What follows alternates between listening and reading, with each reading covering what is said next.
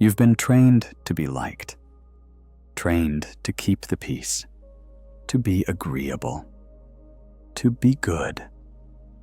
But Carl Jung would tell you that goodness is a mask, and if you're not careful, it becomes a prison. Because people-pleasing doesn't make you kind. It makes you invisible. You don't get more respect by saying yes. You don't get more love by being easy to like. You don't get more peace by being passive. You just disappear, quietly. And nobody notices. You think you're being helpful, cooperative, supportive, but the truth is, you're abandoning yourself. And every time you do it, you teach the world that your needs don't matter, that your time is flexible, that your boundaries are optional, that your silence is approval. Carl Jung didn't see people-pleasing as politeness. He saw it as shadow in disguise, a behavioral mask used to protect yourself from rejection, conflict, or disconnection. But here's the truth. The more you please, the more you'll be used. Not because people are evil, but because people respond to what you allow. And if you never show the parts of you that want to say no, that want to disagree, that want to be left alone, you'll become a shell, a shape built to fit into everyone else's expectations. And one day, you'll wake up and wonder why you're tired, why you're resentful, why you feel fake, why nobody actually sees you. Jung had a name for this: the persona, the mask you were told to wear. The persona is the version of you that was trained by your parents, your culture, your teachers, to be acceptable, to fit in, to get approval, to avoid punishment, to survive. And you needed it. You still do, in some ways. You can't walk through life saying everything you think, acting on every impulse. You need a mask for the world, for social roles, for peace. But here's the danger Jung warned about. When you believe your mask is your identity, you lose your soul. Because you're not here to be agreeable. You're here to be real. You're not here to fit into everyone else's story. You're here to write your own. But you can't do that if your first instinct is to keep everyone comfortable. And this is what people-pleasers never realize until it's too late. Every time you avoid saying no, you say yes to self-erasure, the high cost of being liked. You think the cost of speaking your mind is conflict, but the real cost is resentment. You think saying no is selfish, but the real selfishness is staying silent while secretly resenting everyone for not reading your mind. You think making people happy is noble, but the real nobility is having boundaries so clear that nobody has to guess who you are. Jung understood that repression creates distortion. And when you repress your anger, your instincts, your voice, you don't become nicer. You become passive-aggressive, bitter, disconnected. Because you know, deep down, you're not being honest. You're performing. You're curating. You're managing people's emotions instead of expressing your truth. And eventually, your body will show the signs.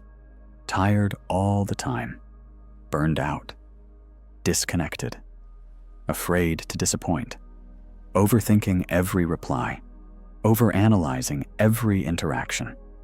That's not sensitivity. That's emotional imprisonment. And it gets worse, because the more you please people, the more you teach them to expect your compliance. You train them to walk all over you, and they will. Not always because they're cruel, but because you said yes so many times, they stopped believing you had a no. You can't be loved if you're not known. The people you're trying so hard to please, they don't know the real you. They only know the curated version you've shown them. And you're afraid to change now, because if you suddenly set boundaries, they'll say you've changed. They'll say you're selfish. They'll say you're cold. But that's not the truth. The truth is, they've just gotten used to your silence, your softness, your submission. And when you start being honest, it feels like aggression. Not because you're hurting them, but because your honesty is finally protecting you. Jung would say, this is the moment where individuation begins. Individuation isn't self-improvement.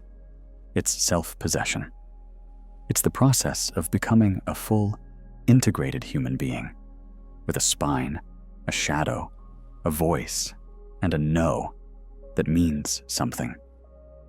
And until you get there, you'll always feel slightly hollow, like something is off, like your life doesn't fully belong to you. That's not depression. That's your real self trying to wake you up, trying to scream through your fake smiles, trying to cut through your agreeable emails, trying to break out of the script you've been acting out for years. And the only way out is to stop pleasing. What happens when you finally stop? People will get uncomfortable. Some will get angry. Some will leave. Some will try to guilt you back into being soft. Let them. That's not cruelty. That's clarity. Because you're not here to please people. You're here to be whole. You're here to say what needs to be said. To set boundaries that disappoint others, but protect your soul. To walk away from people who only loved you when you were easy to control. Jung would tell you, this isn't selfish. This is your awakening. And now, we'll explore the psychology of that awakening. Why people-pleasing is rooted in childhood survival. How to recognize when your persona is running the show. And how to begin the process of breaking the pattern without losing your relationships or yourself. Carl Jung didn't call it people-pleasing. He called it a betrayal of the self, because you weren't born this way. You didn't enter the world hoping to please everyone. You weren't designed to say yes when you meant no. You weren't built to hide your truth just to keep the peace. You were trained into it, molded, conditioned. And the worst part is, you thought it was love. You thought staying quiet made you mature. You thought sacrificing your needs made you generous. You thought suppressing your emotions made you strong. But the truth, it made you disappear. And the person people love, the person they admire, depend on, praise, isn't really you. It's your persona. How the persona is formed. Jung defined the persona as the mask you wear to survive the demands of society. It's not fake, it's functional. You put it on to navigate school, family, relationships, work. It helps you fit in. It helps you get by. But when you start to identify with the mask, when you forget where it ends, and you begin, you lose the one thing that makes life real: authenticity. And this is exactly what happens to chronic people-pleasers. Somewhere in childhood, they learned that being honest meant being rejected, that expressing frustration meant being punished, that having needs meant being selfish. So they adapted. They smiled when they wanted to cry. They said yes when they wanted to scream. They acted small so others could feel big. They learned that love isn't given. It's earned through performance. And so, the mask became permanent. What Jung knew, that modern psychology misses. Most modern advice tells you to speak up, set boundaries, take time for yourself. It sounds nice, But Jung went deeper. He believed people-pleasing is not just a behavior problem. It's a soul fracture. Because when you abandon your true self over and over again, you don't just lose your voice, you lose your identity. You start asking, who am I without this role? What if people leave when I stop giving? Will anyone stay if I finally say what I feel? These aren't surface-level fears. They're existential. Because your survival used to depend on being liked. And now you've confused being liked with being safe. But the problem is, every time you choose safety over truth, you lose a little more of yourself. You become someone others depend on, but no one really knows. And this is the secret most people never admit. The people pleaser gets love, but it always feels fake. Because deep down, you know they're loving a version of you that doesn't even exist. They're loving the agreeable you, the reliable you, the flexible you. But what happens when you're tired? What happens when you have limits? What happens when you finally say, no more? That's when the love disappears. And what's left? Guilt, silence, self-doubt. But Jung would say, good, because that's the beginning of your real life. Individuation, becoming whole, not liked. Jung's idea of individuation is the antidote to people-pleasing. It's the process of reuniting with your shadow, the parts of you that you exiled to stay accepted. Your anger, your selfishness, your pride, your truth. Individuation isn't about becoming perfect. It's about becoming whole. It's saying, yes, I care about others, but I care about myself too. Yes, I want peace, but not at the cost of my truth. Yes, I love you, but I won't abandon me to keep you. That's not rebellion. That's maturity. And if someone can't handle that, let them go. Because Jung believed the self doesn't emerge through approval. It emerges through conflict, through confronting the people who are used to your silence, through disappointing those who only loved your compliance, through risking rejection to become real. And here's the twist. When you stop people-pleasing, you don't lose relationships. You lose imbalanced ones. You lose the people who benefited from your self-abandonment. And you make space for people who see you, love you, and can stand beside you without needing to control you. How to know your persona is controlling you. Jung said the persona is dangerous when it becomes too rigid, when you're always the strong one, always the nice one, always the calm one, always the understanding one. Then it's not a tool, it's a cage. And you'll know you're trapped when you feel exhausted after socializing. You overthink every decision. You're afraid of letting people down. You say yes out of fear, not desire. You feel unseen, even in close relationships. These are not small problems. They are signs that your identity is cracking under the pressure of performance. And the longer you pretend, the more lost you become. Not because you're weak, but because the mask has become too convincing. And now, even you can't tell where it ends. But here's the good news. The moment you realize this, you're free to change. You don't need permission. You don't need everyone to understand. You just need courage. The courage to pause before you say yes. The courage to let people feel disappointed. The courage to walk away from approval and walk toward authenticity. Carl Jung didn't want you to become rude or cold. He wanted you to become so aligned with your truth that no one could manipulate you again. And now we'll explore exactly how to do that. How to stop feeling guilty for protecting your peace. how to rebuild your identity outside of the nice role, and how to become someone who is respected, not just tolerated, all without becoming cold, bitter, or fake. By now, something inside you is shifting. You're starting to see how much of your life has been a performance, how much of your identity was built on keeping others comfortable, how often you've said yes when your whole body whispered no.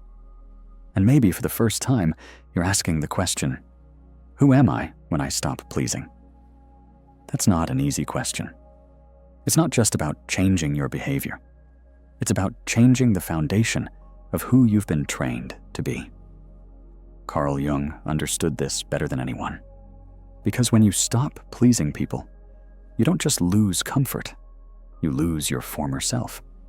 And what rises in its place isn't someone cruel or bitter. It's someone real. Someone who doesn't need to be liked to be at peace. Someone who doesn't need approval to feel worthy. Someone who can say no without guilt. And yes, without fear. That's what individuation really is. Not spiritual fluff, not moral perfection, but raw, uncomfortable truth becoming identity. So how do you become that person? Let's go step by step. 1. Recognize the guilt loop for what it is. When you first stop pleasing people, you'll feel guilt.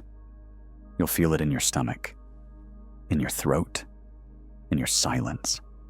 You'll feel like you're being mean, like you're letting people down, like you're doing something wrong. But Jung would say, this is not guilt. This is withdrawal. You're detoxing from a life of approval addiction. You're experiencing the emotional discomfort of reclaiming your power after years of giving it away. Of course it feels heavy, but that heaviness isn't proof you're wrong. It's proof you're finally moving. Let the guilt come. Don't fight it. Don't overanalyze it. Just feel it and do the right thing anyway. That's how power returns, in the space where guilt no longer dictates your actions. 2. Redefine your value. People pleasers get their worth from one thing: how useful they are to others. If you're helpful, you feel worthy. If you're needed, you feel safe. If you're liked, you feel important. But Jung would tell you, this is not worth. It's conditional performance. And the danger? The moment you stop being useful, you feel replaceable. So the work is simple, but not easy. You must redefine what makes you valuable. Not your utility, not your sacrifice, not your compliance, but your truth, your presence, your boundaries, your ability to be fully yourself, even when it disappoints people. That's where your real value lives, not in what you do for others, but in what you no longer do against yourself. 3. Learn to disappoint without apology. Let this be your next milestone. You can disappoint people and still be good, still be kind, still be worthy. You can say no without over-explaining, without apologizing, without softening it to make them feel better. Because every time you soften your boundary to protect someone else's feelings, you reinforce the lie that your needs are dangerous. They're not. They're sacred.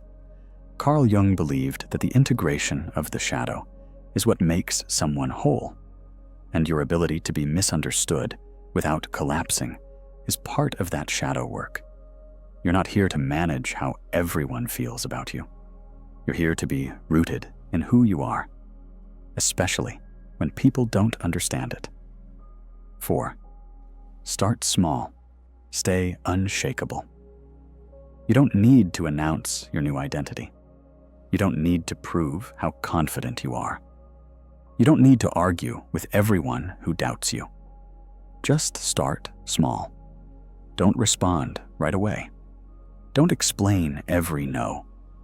Don't over-apologize for things that aren't wrong. Don't offer more than you want to give.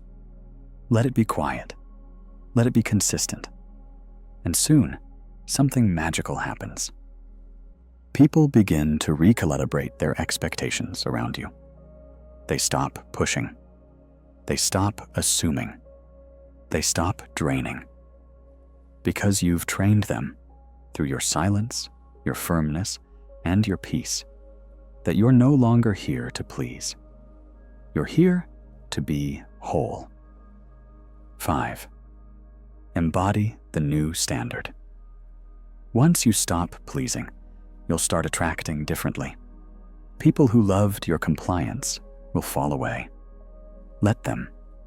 That's proof you were being used, not loved. And in their place will come people who respect your silence, match your honesty, support your growth, love you for your truth, not your performance.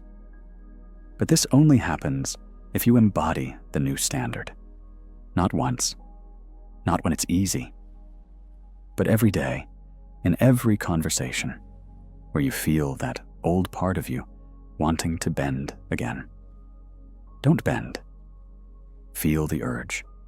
Hold the line. Breathe through the moment. Because every time you don't betray yourself, you grow stronger. And that strength, that subtle, grounded, quiet self-possession, is what Jung believed leads to actual transformation. Not outer success, not validation, but internal integrity. Final words. You'll stop pleasing people after this, not because you've become cold, but because you've become conscious. Carl Jung didn't want you to become cruel. He wanted you to become awake, to stop performing, to stop fawning, to stop bleeding your soul out for people who wouldn't even hand you a bandage. He wanted you to become someone who is clear in your no, honest in your presence, grounded in your discomfort, whole, even if it makes others uncomfortable. Because the ones who are truly healed are not the ones who are always liked. They're the ones who are free,